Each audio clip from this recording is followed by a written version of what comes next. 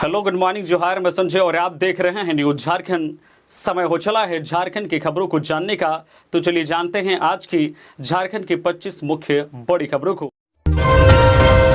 झारखंड में 4 सीटों पर वोटिंग खत्म। शाम 5 बजे तक 63.14% हुई वोटिंग। सबसे ज्यादा सिंहभूम तो सबसे कम पलामू में मतदान।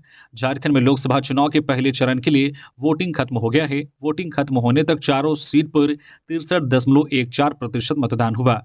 सबसे ज्यादा सिंहभूम में मतदान हुआ, यहाँ 66.11%, तो सबसे कम पलामू में 59.99% मतदान हुआ।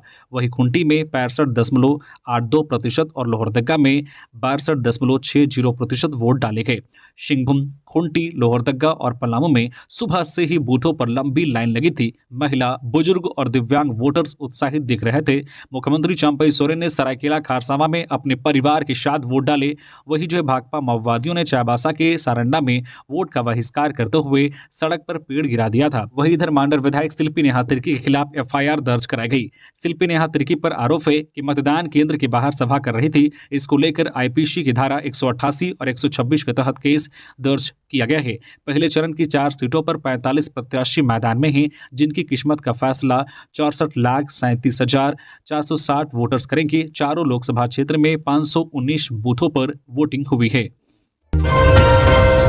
सिंहभूम लोकसभा सीट पर नक्सलियों की धमकी को वोटरों ने किया दरकिनार, जमकर किया मतदान। सिंहभूम लोकसभा सीट पर नक्सलियों की धमकी को ठेंगा दिखाते हुए मतदाताओं ने जमकर अपने मताधिकार का इस्तेमाल किया। यहां सबसे ज्यादा 66.95% वोटिंग हुई। बंदूक की गोलियों के भय को दरकिनार करते हुए मतदाताओं ने अपनी उंगलियों पर लोकतंत्र को मजबूत करने वाली नीली स्याही लगवाई और अपने पसंद के उम्मीदवार के पक्ष में वोट किया। सिंहभूम लोकसभा क्षेत्र में आने वाले मनोहरपुर विधानसभा क्षेत्र में मतदान को लेकर लोगों में सुबह से ही उत्साह रहा। हालांकि यहां नक्सलियों ने पोस्टरबाजी कर चुनाव बहिष्कार की घोषणा की थी, लेकिन आम लोगों ने इसकी तनिक भी परवाह नहीं की। लोगों ने जमकर मतदान किया। गोइलकेरा, मनोहरपुर क्षेत्र के बूथों पर सुबह से ही मतदाताओं के पहुंचने का सिलसिला जारी रहा। महिला एवं युवा मतदाताओं का उत्साह देखते ही बन रहा था। मनोहरपुर विधानसभा क्षेत्र में नक्सलियों ने पेड़ काटकर मतदान केंद्र जाने वाली सड़क को बाधित करने की कोशिश की, लेकिन मतदाताओं ने उसे लांघकर बता दिया कि लोकतंत्र के महा उत्सव में कोई बाधा नहीं डाल सकता। पलामू में चुनाव में झड़प, छतरपुर में भिड़े राजद और भाजपा कार्यकर्ता, पुलिस ने संभाला मोर्चा। जिले में छतरपुर थाना क्षेत्र के मुनकेरी के राम सुधवा मतदान केंद्र पर झड़प हुई। यहां पर भारतीय जनता पार्टी और राष्ट्रीय जनता दल के कार्यकर्ता आपस में भिड़ गए। दोनों तरफ से काफी देर तक हंगामा हुआ और पत्थरबाजी हुई। इस हंगामे की जानकारी मिलने के बाद छतरपुर थाना की QRT टीम मौके पर पहुंची और मामले को शांत करवाया। पोलिंग बूथ पर हंगामा शांत होने के बाद शांतिपूर्ण तरीके से मतदान का कार्य सुचारू किया गया। इस घटना के बाद पुलिस की टीम मौके पर कैंप करती रही और मतदान की प्रक्रिया पर नजर रखी रही। छतरपुर थाना प्रभारी राजेश रंजन ने मामले की पुष्टि करते हुए बताया है कि दो पक्ष के लोग आपस में भिड़ गए। पुलिस मौके पर पहुंची और मामले को शांत करवाया है। फिलहाल शांतिपूर्ण तरीके से मतदान का कार्य संपन्न कराया गया है। इसके लिए पुलिस मौके पर तैनात रहे और इलाके में नजर बनाए हुए रहे। इसके बाद पुलिस की निगरानी में मतदान की प्रक्रिया संपन्न कराई गई। मंत्री आलमगीर के PS संजीव लाल और नौकर जहांगीर की रिमांड अवधि 5 दिन बढ़ी। ईडी की पूछताछ जारी। 35 करोड़ रुपए कैश मिलने के मामले में ग्रामीण विकास मंत्री आलमगीर आलम के PS संजीव लाल और उनके नौकर जहांगीर की रिमांड अवधि को कोर्ट ने 5 दिन के लिए और बढ़ा दिया है। मिली खबर के मुताबिक जांच एजेंसी ईडी ने रिमांड अवधि बढ़ाने के लिए कोर्ट में आवेदन दिया था। जांच एजेंसी ने दोनों को सोमवार को रिमांड अवधि समाप्त होने पर कोर्ट में पेश किया था। दोनों को पिछले सोमवार को गिरफ्तार किया गया था। PMLA की विशेष अदालत में दोनों को पेश करने के बाद एजेंसी ने इनसे अतिरिक्त पूछताछ के लिए रिमांड बढ़ाने की मांग की। इसे अदालत ने स्वीकार कर लिया। बता दें कि इस मामले में झारखंड के ग्रामीण विकास मंत्री आलमगीर आलम को भी ईडी ने समन जारी किया है। ईडी ने इन्हें 14 मई को यानी आज पूछताछ के लिए बुलाया है।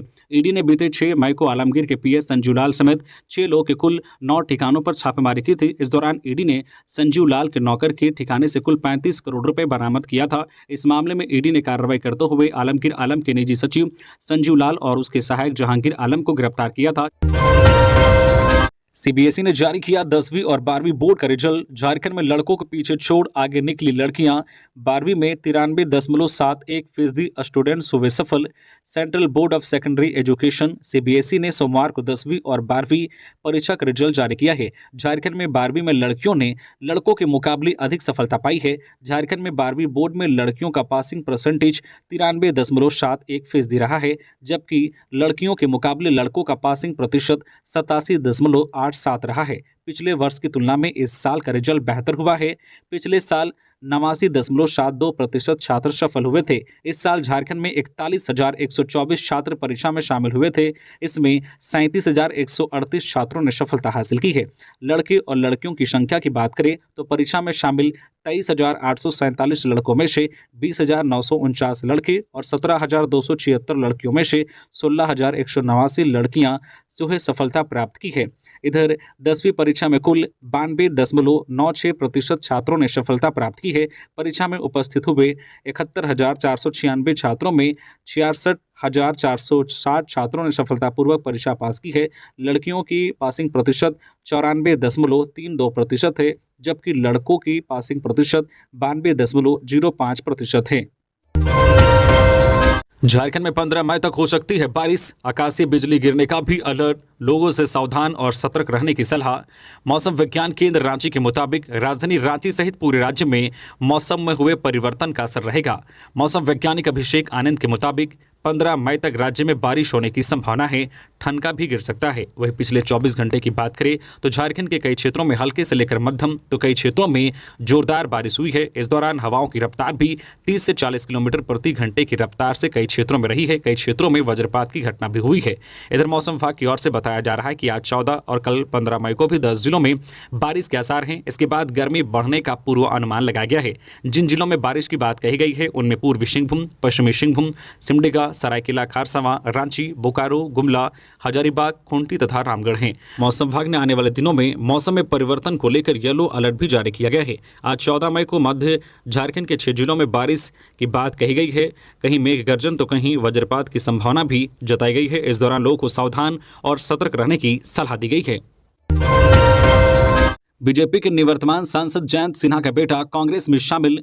पूर्व बीजेपी सांसद यशवंत सिन्हा के पोते और बीजेपी निवर्तमान सांसद जयंत सिन्हा के बेटे आसिर सिन्हा ने कांग्रेस का दामन थाम लिया है। कांग्रेस राष्ट्रीय अध्यक्ष मल्लिकार्जुन खड़गे के एक कार्यक्रम में उन्होंने कांग्रेस की सदस्यता ली। बता दें कि बीजेपी द्वारा उनके पिता जयंत सिन्हा का टिकट कट जाने के बाद से ही वह कुछ नाराज चल रहे थे, इसलिए सोमवार को उन्होंने कांग्रेस की सदस्यता ले ली। गौरतलब है कि आसिर के दादा यशवंत सिन्हा ने पहले ही कांग्रेस की सदस्यता ले ली है। कांग्रेस में शामिल होने के बाद आसिर सिन्हा ने मीडिया से बातचीत करते हुए कहा कि उन्हें बहुत खुशी हो रही है कि वह कांग्रेस में शामिल हुए हैं। आगे उन्होंने कांग्रेस प्रत्याशी जेपी पटेल के पक्ष में वोट करने की अपील करते हुए कहा है कि जेपी पटेल ही हजारीबाग और युवाओं को बचा सकते हैं। साथ ही कहा है कि मैंने इतनी बड़ी भीड़ इससे पहले कभी नहीं देखी थी।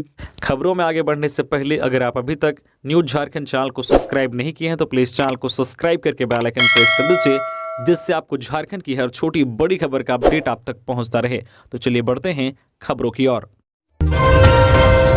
विनोद सिंह के समर्थन में आज 14 मई को चुनावी सभा करेंगी कल्पना सोरेन। सरफराज अहमद भी रहेंगे मौजूद।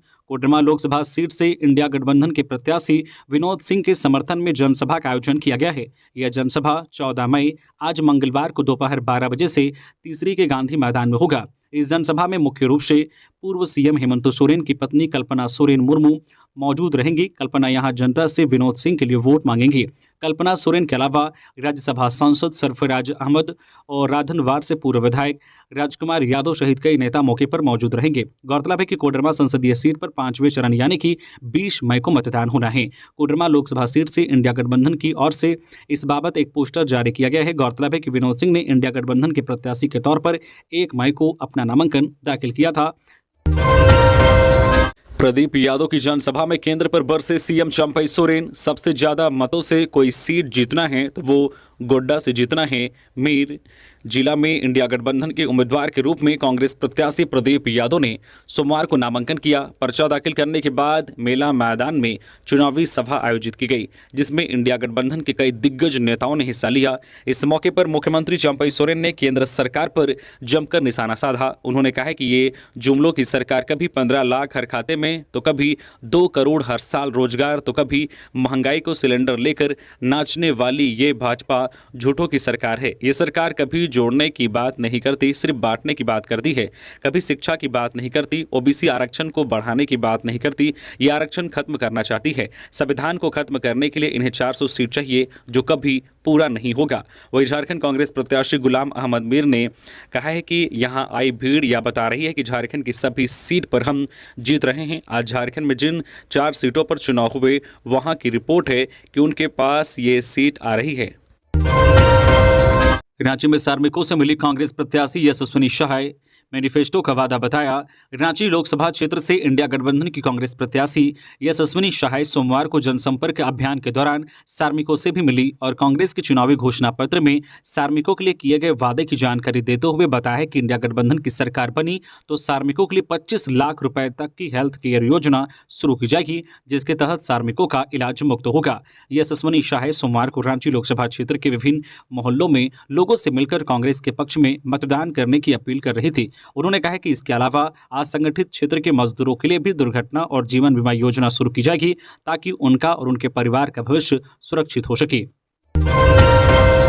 हजारीबाग में जेपी पटेल के लिए मल्लिकार्जुन खड़गे ने मांगा जन समर्थन, कहा संविधान बचाने की है अब की लड़ाई।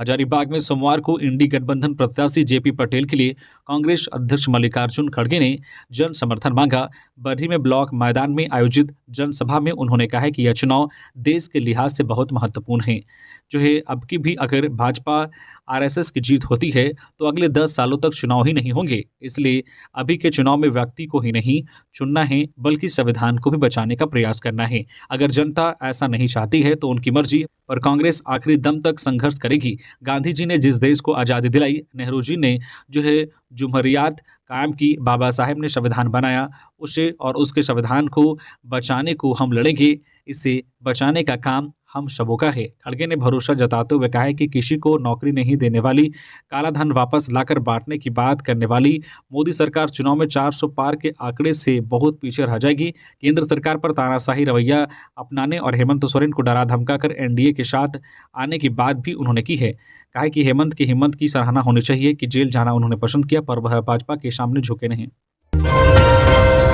काफीमान मनोबल के बाद ग्रामीणों ने डाला वोट, बहिष्कार का किया था ऐलान। पाटन प्रखंड के करर कलागांव में ग्रामीणों ने वोट नहीं देने का निर्णय लिया। ग्रामीणों ने कहा कि जब तक सड़क नहीं तब तक वोट नहीं देंगे। पोलिंग पार्टी ने मतदान का कार्य प्रारंभ कराया गया। सुबह 7:30 बजे एक व्यक्ति ने वोट डाला। इसके बाद लगभग 9 बजे एक महिला ने वोट का प्रयोग किया। इसकी सूचना जो है प्रखंड प्रशासन को दी गई। सूचना के बाद पाटन के प्रखंड विकास पदाधिकारी अमित कुमार झा, पाटन के police inspector RS Patel, OP प्रभारी किशनपुर कुमार, नीरज मतदान स्थल पर पहुंचे। पदाधिकारियों ने ग्रामीणों के साथ बातचीत कर उनकी समस्या को जाना। BDO अमित कुमार झा ने लोगों को मतदान करने की अपील की। इस बीच लोग सड़क की मांग को लेकर अड़े रहे। करीब 3 बजे से ग्रामीणों ने अपना वोट डालना शुरू किया। इससे पहले मात्र 12 लोगों ने मतदान किया था। बूथ संख्या 249 पर कुल मतदाता 1065 हैं। इसमें महिला 335 और पुरुष 530 वोटर हैं। लोकसभा चुनाव, राज्य में अब तक आचार संहिता उल्लंघन के 57 मामले दर्ज, शांतिपूर्ण रहा सोमवार का मतदान। मुख्य निर्वाचन पदाधिकारी के रवि कुमार ने बताया कि राज्य में अब तक आचार संहिता उल्लंघन के 57 मामले दर्ज किए गए हैं। वहीं राज्य में चौथे चरण के लिए हुए 4 संसदीय निर्वाचन क्षेत्रों में मतदान शांतिपूर्ण रहा। इस दौरान आदर्श आचार संहिता के उल्लंघन के 6 मामले दर्ज हुए। मामूली झड़प के 2 मामले भी दर्ज हुए हैं। पूरे राज्य में आदर्श आचार संहिता लागू होने के बाद से अब तक आदर्श आचार संहिता उल्लंघन के 57 मामले दर्ज किए गए हैं। वह सोमवार को निर्वाचन सदन धुरवा में उप मुख्य निर्वाचन पदाधिकारी डॉक्टर नेहा अरोड़ा के साथ मीडिया से मुखातिब थे। उन्होंने बताया कि 4 संसदीय निर्वाचन क्षेत्रों में शाम 5 बजे तक अनुमानित वोटर टर्न आउट 63.14% रहा है। वहीं उन्होंने बताया कि आदर्श आचार संहिता लागू होने के बाद से अब तक झारखंड में कुल 1,16,02,08,000 रुपए की अवैध सामग्री और नकदी जब्त किए गए हैं। लोकसभा चुनाव जेएमएम ने वोटिंग के बाद इंडिया गठबंधन के प्रत्याशियों की जीत को लेकर यह दावा किया। झारखंड मुक्ति मोर्चा जेएमएम ने राज्य की 4 लोकसभा सीटों पर हुई वोटिंग के बाद दावा किया है कि इंडिया गठबंधन के प्रत्याशियों की जीत इन सीटों पर तय है। मोर्चा के राष्ट्रीय प्रवक्ता सुप्रियो भट्टाचार्य ने कहा है कि लोकतंत्र के महापर्व लोकसभा चुनाव 2024 के चौथे चरण में राज्य के 4 लोकसभा क्षेत्र सिंहभूम, खुंटी, लोहरदगा एवं पलामू में मतदान संपन्न हो गया है। मतदान के पश्चात यह स्पष्ट हो गया है कि इंडिया गठबंधन के झारखंड मुक्ति मोर्चा, कांग्रेस और राजद के प्रत्याशियों की जीत सुनिश्चित हो गई है। सुप्रियो भट्टाचार्य ने कहा है कि 4 चरणों में होने वाले राज्य के 14 लोकसभा में सोमवार को हुए मतदान के 4 चुनावों से साफ हो गया है कि आने वाले 10 लोकसभा क्षेत्रों का परिणाम क्या होगा। भट्टाचार्य ने आगे कहा है कि बीजेपी पहले चरण के बाद ही अब की बार 400 पार का नारा भूल चुकी है। अब बीजेपी और पीएम मोदी का सारा फोकस कांग्रेस व अन्य विपक्षी दलों की आलोचना पर रहता है, पाकिस्तान और हिंदू मुस्लिम जैसे अनुचित मुद्दों पर रहता है। जनता इनके खोखलेपन को समझ चुकी है। पूर्व सीएम हेमंत सोरेन को जमानत देने से कोर्ट का इनकार, याचिका खारिज। जेल में बंद राज्य के पूर्व मुख्यमंत्री हेमंत सोरेन को गहरा झटका लगा है। फिलहाल उनको जेल में रहना पड़ेगा। पीएमएलए के विशेष न्यायाधीश राजीव रंजन की अदालत ने हेमंत सोरेन की ओर से दाखिल नियमित जमानत याचिका सोमवार को खारिज कर दी है। अदालत ने 4 मई को याचिका पर सुनवाई के पश्चात आदेश सुरक्षित रख लिया था। हेमंत सोरेन बड़गाई अंचल के 8.86 एकड़ जमीन घोटाले के आरोप में जेल में बंद हैं। याचिकाकर्ता के वकील प्रदीप चंद्रा ने बहस के दौरान पक्ष रखते हुए कहा था कि हेमंत सोरेन पर मनी लॉन्ड्रिंग का केस नहीं बनता है, किसी प्रकार के लेन देन का सीधा आरोप नहीं है, वह मामले में जमानत के हकदार हैं। वहीं ईडी के वकील ने इसका विरोध किया। बहस में कहा गया कि हेमंत सोरेन ने अपने पद का दुरुपयोग किया, गलत तरीके से जमीन फर्जीवाड़े में शामिल हुए। दोनों का पक्ष सुनने के बाद अदालत ने आदेश सुरक्षित रख लिया था। लाठीचार्ज से नाराज सैकड़ों लोगों ने घिरा गोवा थाना, थानेदार को सस्पेंड करने की मांग की। सिंहभूम संसदीय सीट पर गोवा के बूथ संख्या 61 पर मतदान के दौरान पंचायत प्रतिनिधि माधव टोप्पो पर लाठी बरसाने वाले गोवा थाना प्रभारी गोपाल कुमार के खिलाफ लोगों में आक्रोश है। थानेदार के खिलाफ गोवा के पुरुष व महिलाओं ने मोर्चा खोल दिया है। सोमवार की शाम सैकड़ों की संख्या में महिला पुरुष गोवा थाना का घेराव किया। आंदोलित जनता थाना प्रभारी को निलंबित कर विभागीय कार्रवाई करने पर अड़ गए। थाना घेराव की सूचना किरीबुरू के एसडीपीओ अजय करकेट्टा को मिली। उन्होंने ग्रामीणों से बात कर मामले की जांच कर कार्रवाई करने का भरोसा दिया, मगर लोग मानने को तैयार नहीं थे। एसडीपीओ को गोवा थाना बुला रहे थे। एसडीपीओ ने ग्रामीणों को आश्वासन दिया है कि मंगलवार सुबह 8 बजे वहां थाना आएंगे और मामले की जांच करेंगे। ग्रामीणों के आवेदन के आधार पर थानेदार पर कार्रवाई की जाएगी। इसके बाद लोग माने और थाने से अपने अपने घर गए। घटना के संबंध में बताया जा रहा है कि गोवा बाजार स्थित बूथ संख्या 61 पर गोवा थाना प्रभारी गोपाल कुमार बूथ एजेंट को खाना पहुंचाने जा रहे थे। माधव टोप्पो के ऊपर अचानक से लाठीचार्ज कर दिया। थाना प्रभारी के द्वारा लाठीचार्ज किए जाने से कई मतदाता घायल हो गए। इस दौरान बूथ संख्या 61 पर अफरा तफरी मच गई। इस दौरान काफी संख्या में मतदाता जमकर हंगामा करते हुए थाना प्रभारी को घेर लिया। इसके बाद सभी मतदाताओं ने इसकी शिकायत भाजपा प्रत्याशी गीता कोड़ा से की। इसके बाद सैकड़ों की संख्या में लोग जमा हुए और गोवा थाना का घेराव कर दिया। कल्पना सोरेन के समर्थन में गिरिडीह में रैली करेंगे तेजस्वी यादव, सीएम चंपई भी होंगे साथ। कल्पना सोरेन की जीत तय कराने में पूरा गिरिडीह जेएमएम चौतरफा घेराबंदी में जुटा हुआ है। इसी बीच आने वाले कुछ दिन में इसी चुनावी सरगर्मी के बीच कल्पना के समर्थन में इंडी गठबंधन के स्टार प्रचारक का कार्यक्रम तय है, तो दूसरी तरफ भाजपा प्रत्याशी दिलीप वर्मा के समर्थन में किसी बड़े स्टार प्रचारक का कार्यक्रम तो दूर, झारखंड के बड़े दिग्गज नेताओं का भी कार्यक्रम की कोई सूचना तक नहीं है। सिवाय गांडे से 50 किलोमीटर दूर बिरनी में आज मंगलवार को होने वाले पीएम मोदी का केंद्रीय मंत्री अन्नपूर्णा देवी के समर्थन में चुनावी रैली। ऐसे में सवाल तो है कि क्या वाकई गांडे उपचुनाव को लेकर झारखंड भाजपा उतनी गंभीर है जितना उसे रहना चाहिए, क्योंकि कल्पना सोरेन के चुनाव लड़ने के बाद से ही गांडे उपचुनाव राज्य में भाजपा और इंडी गठबंधन दोनों के लिए प्रतिष्ठा का विषय बना है। झारखंड की एक एक सीट पर पीएम कर रहे हैं फोकस। प्रधानमंत्री नरेंद्र मोदी झारखंड की एक एक सीट पर फोकस कर रहे हैं। प्रधानमंत्री मोदी आज मंगलवार को कोडरमा लोकसभा प्रत्याशी अन्नपूर्णा देवी के पक्ष में बिरनी में जनसभा को संबोधित करेंगे। माले से इस सीट पर भाजपा की आमने सामने की टक्कर है। प्रधानमंत्री ने झारखंड के पहले चरण की सभी सीटों के लिए सभाएं की थी। वहीं दूसरे चरण के चतरा व हजारीबाग के लिए 11 मई को सिमरिया में जनसभा कर चुके हैं। इधर प्रधानमंत्री की जनसभा की मांग तीसरे व चौथे चरण के लिए भी की गई है। रांची में भी प्रधानमंत्री की जनसभा की मांग की गई है। वहीं केंद्रीय गृह मंत्री अमित शाह का रोड शो भी रांची में होना है। जानकारी के मुताबिक 17 मई को रांची में गृह मंत्री जो है रोड शो करेंगे। प्रधानमंत्री नरेंद्र मोदी अपने हर भाषण में संताल परगना में घुसपैठ, आदिवासी युवतियों के साथ अत्याचार का मामला उठा रहे हैं। संताल परगना में 1 जून को चुनाव होना है। इससे पहले वहां भी प्रधानमंत्री का कार्यक्रम प्रस्तावित है। हालांकि अब तक इसके लिए तारीखों का ऐलान नहीं हुआ है। जामताड़ा में आदिवासी महिला के साथ छेड़खानी का मामला, बाबूलाल मरांडी ने की यह मांग। जामताड़ा में आदिवासी महिला के साथ छेड़खानी के मामले में बीजेपी प्रदेश अध्यक्ष बाबूलाल मरांडी ने चंपई सरकार पर निशाना साधा है। साथ ही उन्होंने पूर्व सीएम हेमंत सोरेन को भी अड़े हाथों लिया है। मरांडी ने सीएम से मामले की जांच कराकर दोषियों को सख्त सजा की मांग की है। मरांडी ने कहा कि जामताड़ा जिले के करमाटांड़ थाना क्षेत्र में एक आदिवासी महिला के साथ कपड़ा धोने के क्रम में विशेष समुदाय के व्यक्ति ने छेड़खानी की, विरोध करने पर जान से मारने का प्रयास किया। मरांडी ने आरोप लगाते हुए कहा कि हेमंत सोरेन ने अपने शासन में सिर्फ ऐसे मंचलों की हिम्मत बढ़ाई है। पिछले 4.5 सालों में झारखंड में झामुमो कांग्रेस शासन के दौरान महिलाओं, विशेषकर आदिवासी युवतियों के खिलाफ अपराध की घटनाओं में वृद्धि आई है। आदिवासी युवतियों के साथ लव जिहाद करने, जिंदा जलाने, गाड़ियों से कुचलकर मारने की घटनाएं हो रही है, लेकिन राज्य सरकार इन मामलों में चुप्पी साधी रहती है। उन्होंने सीएम चंपई सोरेन से मामले की तुरंत जांच कराने की मांग की है। सोशल मीडिया एक्स पर एक पोस्ट जारी कर कहा है कि इस मामले की अविलंब जांच हो। रांची से पुलिस टीम गठित कर मामले की जांच के लिए भेजे और दोषियों पर कड़ी कार्रवाई करे। कहा घटना के बाद पीड़िता महिला शारीरिक और मानसिक रूप से दहशत में है।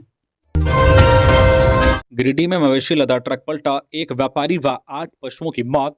गिरिडीह जिले के पटना डोरंडा पथ पर गांवा थाना क्षेत्र के बेंड्रो मोड़ के समीप मवेशी लदा ट्रक पलट गया। घटना में मवेशी व्यापारी जयलाल राय 54 वर्षीय व 8 पशुओं की मौत हो गई। मृत मवेशी व्यापारी पश्चिम बंगाल के बर्धमान जिले के डी ब्लॉक धोबी घाट का रहने वाला था, जबकि मृत मवेशियों का पोस्टमार्टम करवाकर दफना दिया गया। बताया गया कि 14 गाय व 11 बछड़ों को लेकर ट्रक बिहार से पश्चिम बंगाल के दुर्गापुर जा रहा था। तभी बेंड्रो मोड़ के पास टर्निंग पर ट्रक पलट गया। दुर्घटना में व्यापारी व मवेशी ट्रक के नीचे दब गए। सूचना पर गांवा थाना पुलिस मौके पर पहुंची और जेसीबी की मदद से ट्रक को सीधा कराया। तब तक ट्रक के नीचे दबे व्यापारी व 8 मवेशियों की मौत हो चुकी थी। वही 2 मवेशी गंभीर रूप से घायल थे। पुलिस ने जांच पड़ताल के बाद जयलाल राय के शव को पोस्टमार्टम के लिए गिरिडीह भेज दिया। वही घटनास्थल पर मवेशी चिकित्सक को बुलाकर घायल मवेशियों का इलाज करवाया गया। सीएम हेमंत 15 मई को आ रहे हैं झारखंड। बीजेपी प्रत्याशियों के लिए करेंगे धुआंधार प्रचार, तैयारियां तेज। असम के मुख्यमंत्री हेमंत बिस्वा शर्मा 15 मई को हजारीबाग, कोडरमा और धनबाद लोकसभा क्षेत्र में जनसभा को संबोधित करेंगे। शर्मा रामगढ़ जिले के रजरप्पा डीएबी मैदान में गुरुवार 11 बजे से आयोजित जनसभा को संबोधित करेंगे। इस अवसर पर लोकसभा प्रभारी शशिभूषण भगत, एनडीए प्रत्याशी मनीष जायसवाल, रामगढ़ जिला अध्यक्ष जय प्रवीण मेहता, हजारीबाग जिला अध्यक्ष विवेकानंद सिंह भी मौजूद रहेंगे। असम के सीएम गिरिडीह जिले के जमुआ विधानसभा के ब्लॉक मैदान देवरी में 12:30 बजे से आयोजित जनसभा को संबोधित करेंगे। इस अवसर पर लोकसभा प्रभारी विकास प्रीतम, एनडीए प्रत्याशी अन्नपूर्णा देवी, गिरिडीह जिला अध्यक्ष महादेव दुबे, कोडरमा जिला अध्यक्ष अनूप जोशी, हजारीबाग जिला अध्यक्ष विवेकानंद सिंह भी मौजूद रहेंगे। 4 गोलियों के साथ यूपी का संदिग्ध अपराधी चढ़ा देवघर पुलिस के हत्थे। गुप्त सूचना पर नगर थाने के पुलिस ने सारवा मोड़ के समीप के एक होटल में छापेमारी कर 4 गोलियों के साथ एक संदिग्ध अपराधी को हिरासत में लिया है। उसे पुलिस नगर थाना लाकर पूछताछ कर रही है। सूत्रों से मिली जानकारी के अनुसार देवघर पुलिस के हत्थे चढ़ा उक्त संदिग्ध अपराधी यूपी का रहने वाला बताया जा रहा है। नगर थाना लाने के बाद पुलिस ने CCTNS से जांच कराई तो हिरासत में लिए गए उक्त संदिग्ध अपराधी के खिलाफ यूपी व बिहार के विभिन्न थानों में 13 आपराधिक मामले दर्ज रहने का पता चला है। फिलहाल पुलिस पूरे मामले को गोपनीय रखकर जांच पड़ताल कर रही है। इस संबंध में देवघर पुलिस के कोई भी अधिकारी कुछ भी बताने से परहेज कर रहे हैं। विवेकानंद विद्या मंदिर का शानदार रिजल्ट, आर्ट्स में बिंदु 98% अंक लाकर बनी टॉपर। विवेकानंद विद्या मंदिर ने CBSE बोर्ड की 12वीं की परीक्षा में एक बार फिर शानदार प्रदर्शन किया है। इस बार की परीक्षा में विद्यालय से कुल 461 विद्यार्थी शामिल हुए, जिनमें से 9 विद्यार्थियों ने विज्ञान में, 9 विद्यार्थियों ने वाणिज्य में तथा 5 विद्यार्थियों ने आर्ट्स संकाय में 90% से अधिक अंक प्राप्त किया है। विद्यालय का परीक्षा परिणाम 100% रहा। विद्यालय के रिम्मी सिंह विज्ञान संकाय में 94.6% अंक लाकर टॉपर रही। अंजलि कुमारी वाणिज्य संकाय में 96.2% अंक लाकर टॉपर रही तथा बिंदु कुमारी आर्ट्स संकाय में 98% अंक लाकर टॉपर रही। निलंबित चीफ इंजीनियर वीरेंद्र राम से जुड़े मामले में CA हृदयानंद तिवारी की अग्रिम जमानत पर हाईकोर्ट ने ED से मांगा जवाब। मनी लॉन्ड्रिंग मामले के आरोपी जेल में बंद ग्रामीण विकास विभाग के निलंबित चीफ इंजीनियर वीरेंद्र राम से जुड़े मामले में चार्टर्ड अकाउंटेंट हृदयानंद तिवारी की अग्रिम जमानत याचिका की सुनवाई झारखंड हाईकोर्ट में हुई। मामले में कोर्ट ने ईडी को 4 सप्ताह में जवाब दाखिल करने का निर्देश दिया है। मामले की अगली सुनवाई 21 जून को होगी। दरअसल ईडी ने टेंडर कमीशन घोटाले में 22 फरवरी 2023 को वीरेंद्र राम को गिरफ्तार किया था। इनके 3 सहयोगियों नीरज मित्तल, ताराचंद गुप्ता एवं जो है रामप्रकाश भाटिया को भी ईडी ने इस मामले में गिरफ्तार किया है। हृदयानंद तिवारी ने ही चार्टर्ड अकाउंटेंट मुकेश मित्तल से वीरेंद्र राम को मिलवाया था। मुकेश मित्तल के ऑफिस में हृदयानंद तिवारी काम करता था। रांची के नामकुम में वज्रपात से हाहाप में 6 मवेशी मरे। प्रखंड की हाहाप पंचायत के बारोडी और पीड़ी टोला में बारिश के साथ हुए वज्रपात से 6 मवेशियों की मौत हो गई। घटना सोमवार को दिन के 3 बजे की है। मुखिया नन्हे कच्छप ने बताया है कि बारिश से बचने के लिए सभी मवेशी कुसुम पेड़ के नीचे खड़े थे। इसी दौरान वज्रपात हुआ। पीड़ितों में गांव के रोशु मुंडा, मोहन मुंडा, बागराय मुंडा और ठाकुर मुंडा शामिल हैं। मुखिया ने पशु चिकित्सकों से संपर्क कर मामले की जानकारी दी और मवेशियों का पोस्टमार्टम कर किसानों को मुआवजा दिलाने की बात कही। झारखंड विधानसभा नियुक्ति घोटाला, हाईकोर्ट में अब शुक्रवार को होगी सुनवाई। झारखंड विधानसभा में अवैध नियुक्ति की जांच की मांग के लिए दाखिल जनहित याचिका पर सोमवार को हाईकोर्ट में सुनवाई हुई। सुनवाई के दौरान अदालत ने जस्टिस विक्रमादित्य कमेटी और जस्टिस एस.जे. मुखोपाध्याय कमेटी की सीलबंद रिपोर्ट कोर्ट के समक्ष पेश करने का निर्देश दिया है। इसके साथ ही अदालत ने सरकार को एफिडेविट के माध्यम से दोनों रिपोर्ट दाखिल करने का निर्देश दिया है। अब इस मामले में अदालत 16 मई यानी शुक्रवार को सुनवाई करेगा। विधानसभा की ओर से अधिवक्ता अनिल कुमार ने बहस की। इस संबंध में शिव शंकर शर्मा ने जनहित याचिका दाखिल की है। याचिका में कहा गया है कि वर्ष 2005 से वर्ष 2007 के बीच में विधानसभा में हुई नियुक्ति में गड़बड़ी हुई है। मामले की जांच के लिए पहले जस्टिस विक्रमादित्य प्रसाद आयोग का गठन किया गया। आयोग ने जांच कर वर्ष 2018 में जो राज्यपाल को रिपोर्ट भी सौंपी थी, जिसके बाद राज्यपाल ने विधानसभा अध्यक्ष को कार्रवाई करने का निर्देश दिया था, लेकिन अभी तक कोई कार्रवाई नहीं हुई।